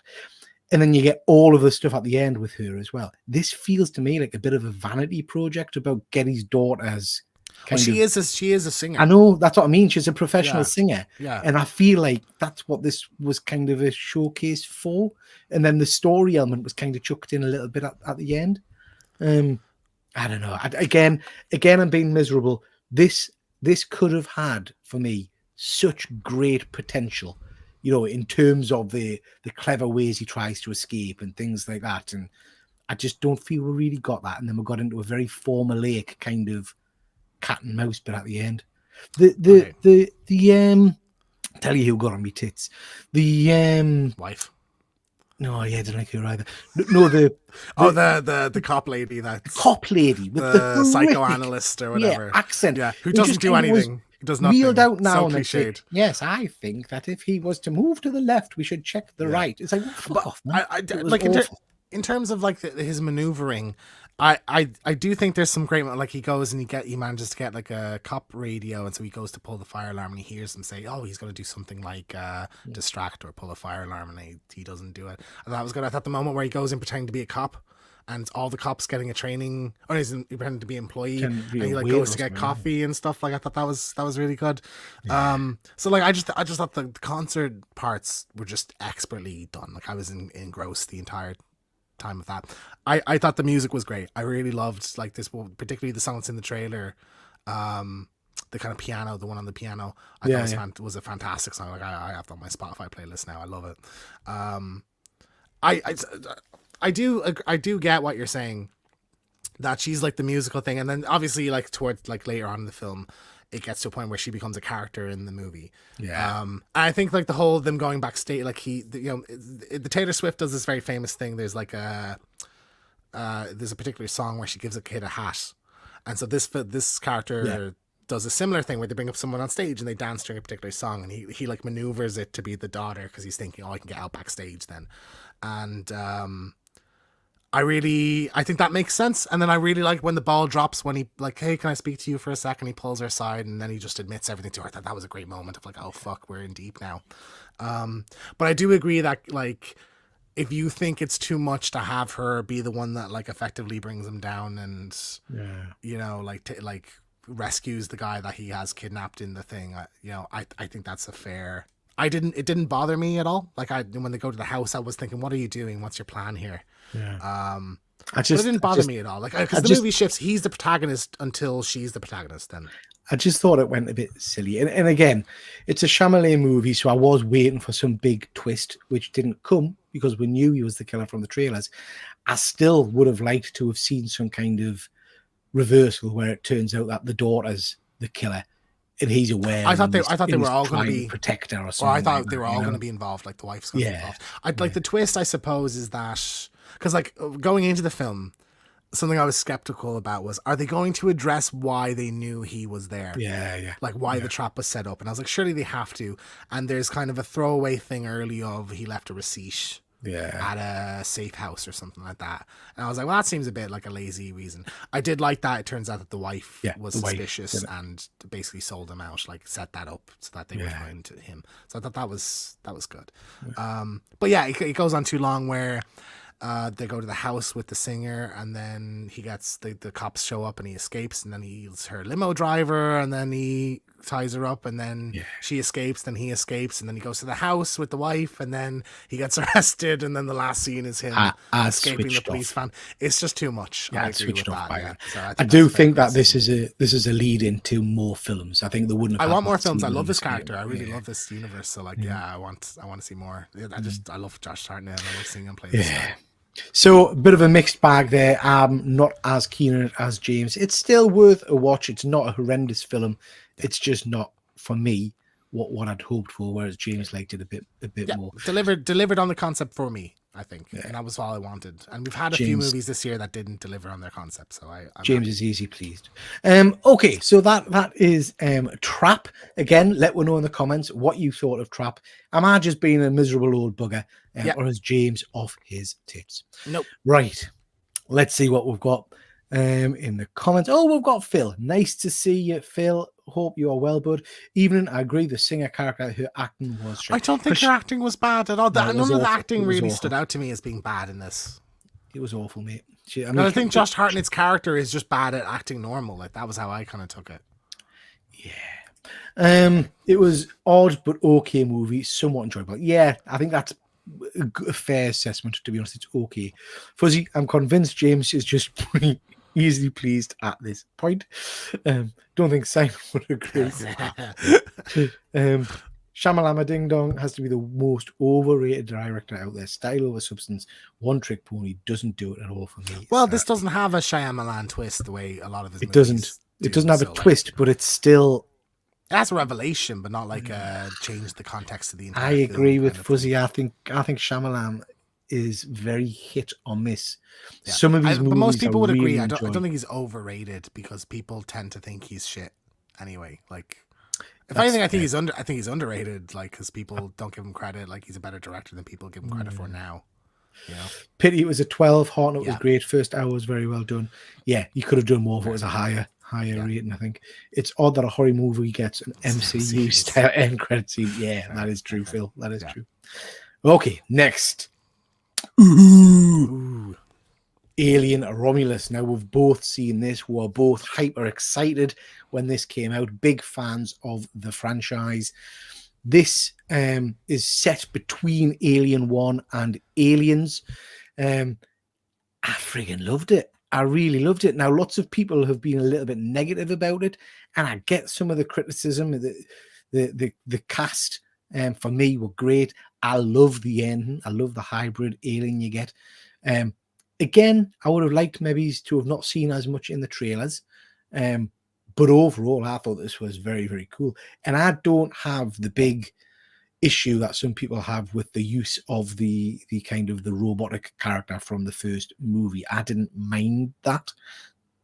What about you, James? What did you think? I liked it. I thought it was a very solid Alien film, and we've not had a very solid Alien film for a while. So I really enjoyed it. I think I had hyped this up quite a lot. Like the trailer, I love Fede Alvarez is a phenomenal director. Like I love the Evil Dead remake. I love Don't Breathe, and I'm like, he's the perfect person for this. And everything I've seen in the trailers, I was like, oh my god, this looks like the best thing ever. So in the film, some of it fell a bit not flat, but like maybe it just didn't have that oomph in the film. Maybe because we saw stuff in the trailers that I was expecting to have in it. That being said, I think this builds the universe incredibly. Like I think seeing the mining planets and stuff like that, I thought was great. The characters are excellent. Like I think the main character is great. I like the robot guy, her kind of brother. I thought that was a really interesting dynamic, and his whole thing of like, he upgrades and he's like his personality changes, and then she tries to bring him back. I thought that was really interesting. Yeah, Isabella Merced I thought was great as well in it. So like, yeah, it's I think what I wanted this to be was like Prey for Alien, and I don't think it's at that level. No, I agree. But I think it's very good. Yeah, I would agree with that. This doesn't do the Alien franchise what Prey did for the Predator franchise. It's not like exploded for us. Do you know what I mean?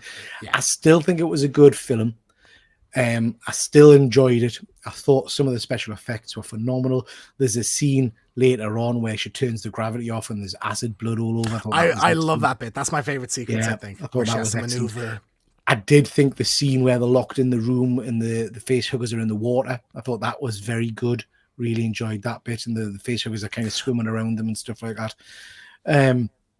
Alien at the end, the weird white human hybrid thing. Well, it was when he's like goes to breastfeed. That was like horrific.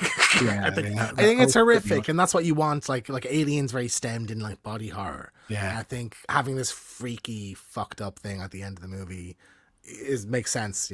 So like I didn't have a problem. I thought it was a very unsettling design. Yeah. And it's just like I think because the way it happens is like there's sort of like this alien virus in a thing that heals. They're trying to develop a super soldier serum with the original Alien films Aliens body, which they found, and so she injects into herself. A pregnant girl injects into herself to save her life, and that's what happens. But yeah, I thought that was horrific. It was just gross. Yeah. Like its tongue, like a human tongue comes out, but it has the thing at the end. It was like, ugh, that was nasty. Very cool, interesting looking design. Yeah, for me, I think there's not much Alien in it. Like I think the face huggers get a lot of play in it, and like there's like 100 face huggers or something like that. So like there's bits where there's like they have to cool the room down or something, or cool their body temperatures down. Yeah. It's like if you start like getting anxious, you're gonna trigger their heat sensors and stuff. I thought that was really cool. Like the bit where they break out of the chamber and they're all scurrying around was great as well. I didn't mind because I know there's like sort of a moral thing about having dead actors brought back to life with CGI. That element didn't really bother me. I don't think it was necessary. Like. Yeah, and I knew going in that there was a cameo of some kind, and I was expecting Ripley. Yeah, and I didn't expect that to have such a large part of the plot because he's in it a lot. He's in it a lot. He's effectively the villain of the movie. Yeah. So it's Ian Holmes' character from the original film, the android from the original film. I can't remember his name. But yes, I think the CG in it's a bit iffy. I think the voice is great because I think it's a distorted like, it's just his head, isn't it, or like his head and his torso, so he's like not functioning properly, so they disguised the voice well, but the face had a CG-ness to it that I wasn't really. Yeah, it was odd. I think for me, I mean, like I say, I'm not going to knock it. I did enjoy the movie, but based on the director and based on the trailer, I think I expected more horror. I think I expected to be scared by it. Yes, and I don't know that I ever was. It just felt a bit kind of. I think it's got a tension to it. Yeah. I think. Yeah, like I said, like the facehugger stuff is scary. I don't think the alien stuff is ever scary. I actually don't think there's really a standout moment with an alien in it that I can really think of. Like maybe when Isabel Merced gets dragged off, I guess. But like there's not much cat and mouse with an alien and a human in it. I did groan at one point because I think is it the android uses the "get away from her, you bitch" line.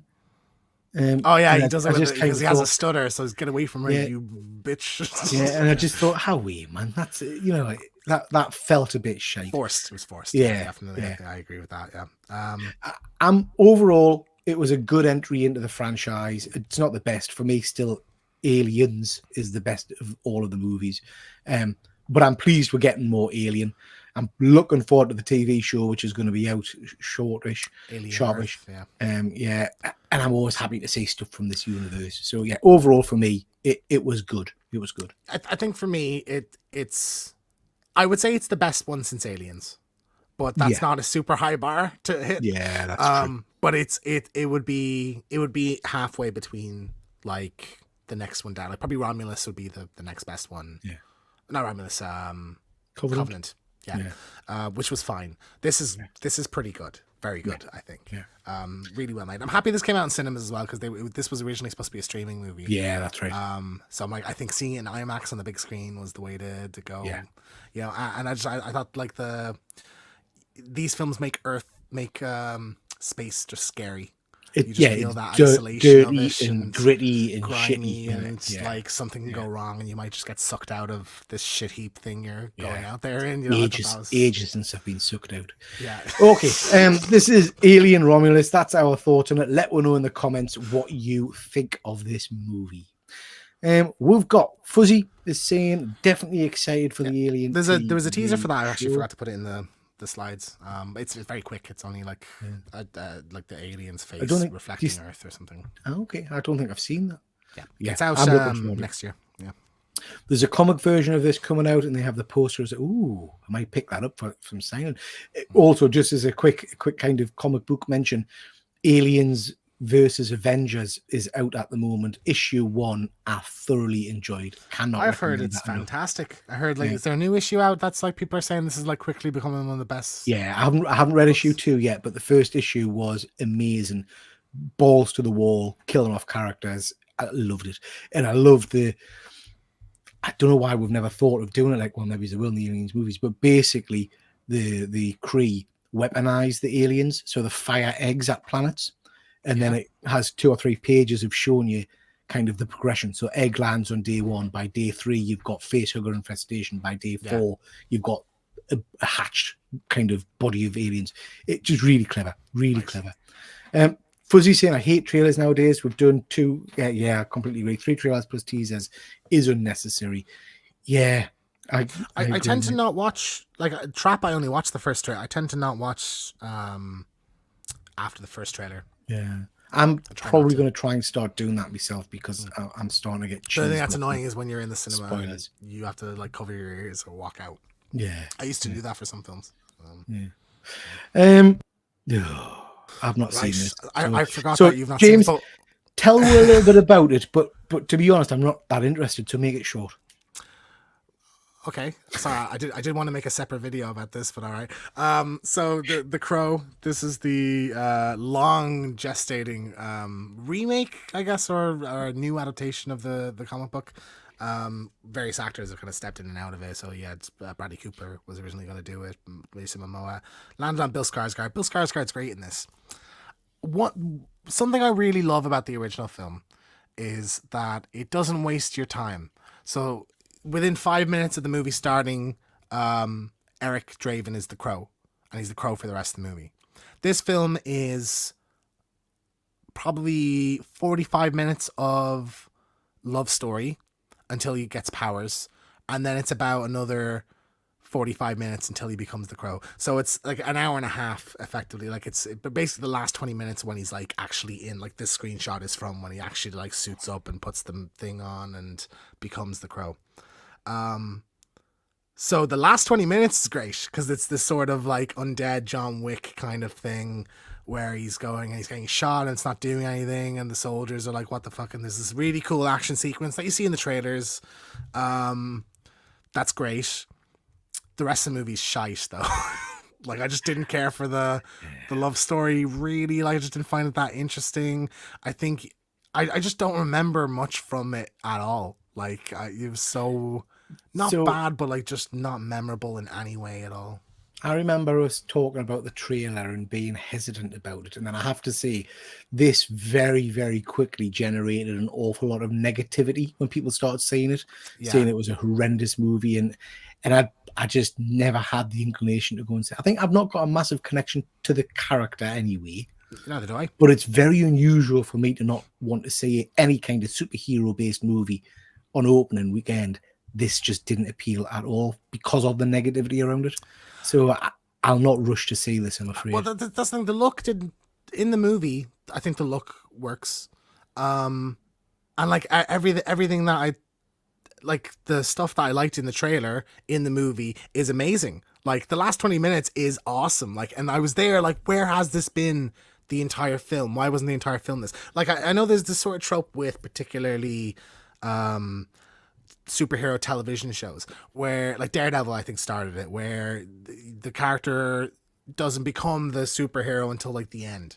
Yeah. You can't do that for a movie, though. Do you know? You can't have almost the entire movie of the character not being the superhero until the very end, until the last sequence. So I felt a bit robbed. Like, I think if the movie was more similar to the original, where you did 5-10 minutes of love, or even if you had him be the Crow for the whole movie and did flashbacks of the love story, that could have worked better.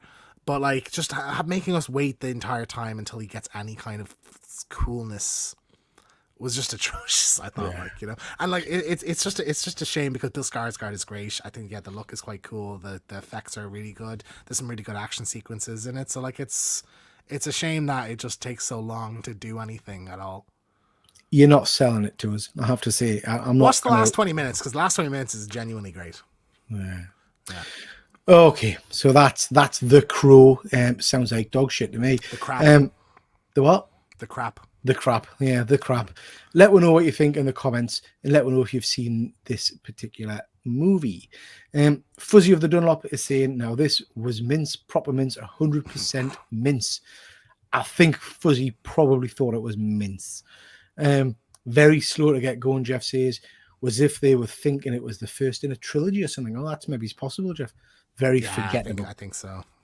Yeah. They chose not to call him Eric Draven even. He's just playing Eric for the whole film. Awful. I knew it was bad. Paid a fortune to go and stoked all the way home. Piss poor.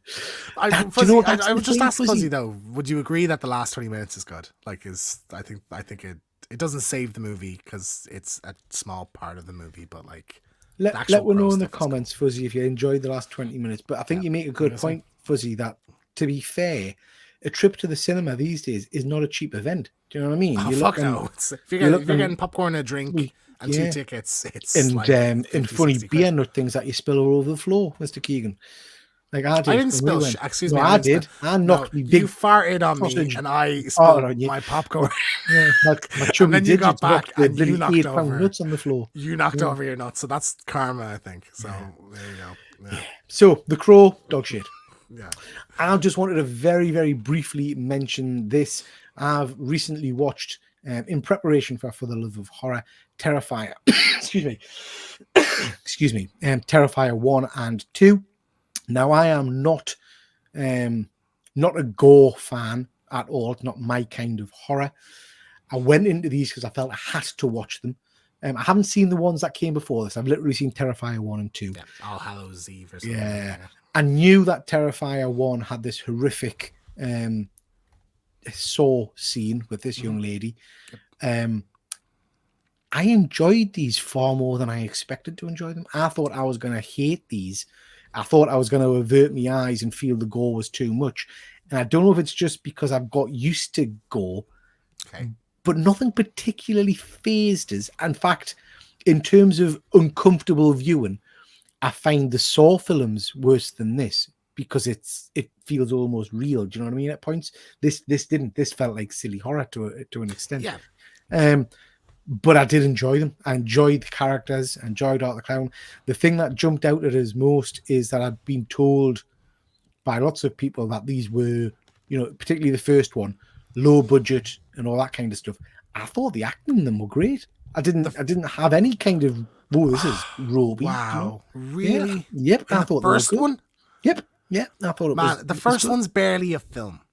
No, I quite enjoyed it. I quite enjoyed it. I don't think I don't think they're gross out. It's gross out horror, but like I think it's so over the top that you just don't take it seriously. So you're not. Yeah, I don't feel repulsed in it in the way you do with a more realistic film where the claw hammer in the back of the head or something like that. Yeah. What I don't like about the first one, I've not seen the second one. I know the second one adds some interesting lore stuff. It has more of a story to it. So we're gonna watch these for I'll Be Right Back because the third one's gonna be out in a month or so. Yeah. What I don't like about the first one is how mean-spirited it is. It's awful. There's like no humor really to almost, it. It's exactly. It's just, and it's characters that don't deserve to be, they didn't, there's no moral thing. It's not some asshole dickhead bully guy who gets his dick cut off or something. It's some innocent girl being turned upside down and sawed in half, So like, it's in poor taste, I feel. a lot of the time. You know, I think the second one probably makes more of an effort to be a film. The first one is just I preferred Terrifier 1 to Terrifier 2. Oh my god. Okay, this is going to be a 20-minute row. I'll be right back, so we'll save it for then. And what I would say have to watch it again. I'm seeing both of these in the cinema next week, because they're showing 1 and 2 in Cineworld. So like, I'll see the second one after that. Yeah. I thought the guy who plays Art the Clown was great. I like. He is. I see the appeal of Art. Like he's a zany kind of, like a Looney Tunesy kind of sadistic bastard. Like, I think that there's an interesting thing to that. I get it. And I would also say that the special effects in this, the practical special effects in both of these are first class. Very, very good. Like the director Damien Leone is a special effects artist, so he made these as showcases for his work. You know, the very famous scene in number 1 where the saw in half is grotesque and vile, but I have to say the scene in number 2 with the girl on the bed I've seen that bit. Yeah, that was worse. I thought that was horrible. So it's like 8 minutes long. Yeah, like an 8-minute kill scene. That's the thing. Most kill sequences are like 10 seconds to 30 seconds max. The Terrifier's kill sequences are like 5 to 10 minutes long. Yeah, you know. So I think that's also the other thing. It's a bit like, it's too much, you know. Yeah. Okay. Interesting movie. We'll get into it in the future. Few comments here. Fuzzy is saying the last 20 minutes being good is like being the smartest guy in prison. Hardly anything to boast about. Absolutely. Jeff, bring the microwave popcorn. I want to elaborate on this now. Mm-hmm. Fiona very cleverly brings microwave popcorn to the cinema. Mm-hmm. So and she puts it in like a big Ziploc bag, and so I don't need to buy popcorn anymore, because every time I go with Jeff and Fiona has very kindly made me some microwave popcorn. So it's fresh, it's butter flavored too, so it's very nice. So try it out, guys. It's good. Nice. Yeah. Fuzzy is saying the last time I was that disappointed that much when I watched Willy's. How dare you? How dare you? Willy's Wonderland is a classic, an absolute classic. Like one of the worst movies ever. Like 8 minutes long. Jesus, I could conceive like twice. Great, yeah, I could do it 8 times. Yeah, well, I couldn't. I can manage it once, but in terms of time, you know what I mean. Okay, listen, we've prattled on for nearly 2 hours, so we're going to skip the end topic that we normally do tonight, and we'll do that next time instead. Thank you so much, everybody. We've had great viewers and great interaction with you lot tonight, so I really do appreciate that. Thank you so much. Just a bit of a note that we've got all kinds of cool stuff on the channel. Please do go and check out some of our back catalogue of movie reviews and also live shows, because there's tons of good stuff there for you to get your teeth into. James, anything you want to mention on any of that? Yeah, we'll have I'll Be Right Back will be up and running. I'll try and get one out for next week. We do have Alien recorded, so I think it's okay to just finish that up and put that out. We have a Crow one we might just keep for another time, and then we want to start doing Terrifier just while that new one is getting kind of hyped up and stuff. So we'll be back on track for that soon anyway. And that's sort of it. So we'll be putting up these segments, the review segments, as kind of separate videos as well, so as we usually do. So anything else for yourself, Peter? I have changed all of my live shows on my other channel on Triple J Comics over to a Tuesday night, so please do check them out. Next Tuesday I'm interviewing Comic Deal, but myself and James will be live on Passpoint Comics and Triple J Comics on Monday night at 9 o'clock with our good pal Efren, where we've got our Ask Us Anything show, where you can literally get we're talking about anything you want, and we'll ask each other a few challenging questions. So with that, thank you very much to everybody that's watched. James, is there anything you want to say before we go? Well, Peter, it's not Halloween, but I still think everyone's entitled to one good scare. Everyone's entitled.